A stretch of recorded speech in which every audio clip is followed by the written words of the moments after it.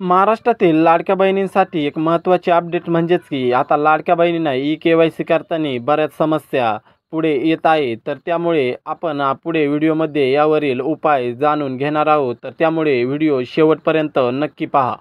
तर महिलांसाठी सर्वात पहिला उपाय म्हणजेच की आपली इंटरनेट कनेक्टिव्हिटी तपासा। म्हणजेच की बऱ्याच महिलांना OTP न मिळण्याचे एक प्रमुख कारण म्हणजेच की आपले इंटरनेट नेटवर्कची समस्या असू शकते।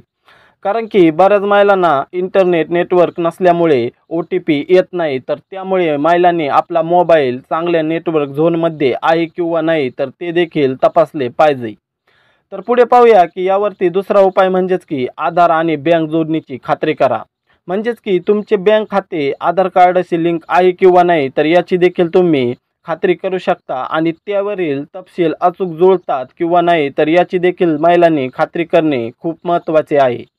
तर पुढे पाहूया की आपण आता यावर तिसरा उपाय म्हणजेच की आपल्या अर्जाची स्थिती तपासा। तर बऱ्याच महिलांना अजूनपर्यंत एकही हप्ता मिळालेला नाही। तर त्या महिलांनी ई-के-वाय-सी करण्यापूर्वी त्यांचा अर्ज मंजूर झाला आहे किंवा नाही तर हे देखील तुम्ही अधिकृत वेबसाईटवर जाऊन तपासा। कारण बऱ्याच महिलांचे अर्ज हे अप्रूव्ह झालेले आहेत आणि बऱ्याच महिलांचे अर्ज हे पेंडिंगला आहे। तर ते देखील तुम्ही अधिकृत वेबसाईटवर जाऊन तपासू शकता।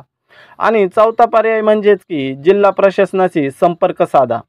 जर हे सर्व उपाय करूनही तुमची समस्या जर सुटली नाही तर तुम्ही तुमच्या जवळच्या जिल्हा प्रशासनाशी किंवा महिला आणि बालविकास विभागाशी संपर्क साधून आपली ई-के-वाय-सी लवकरात लवकर म्हणजे वेळेत पूर्ण करावी आणि ह्या योजनेचा लाभ घेत राहावा।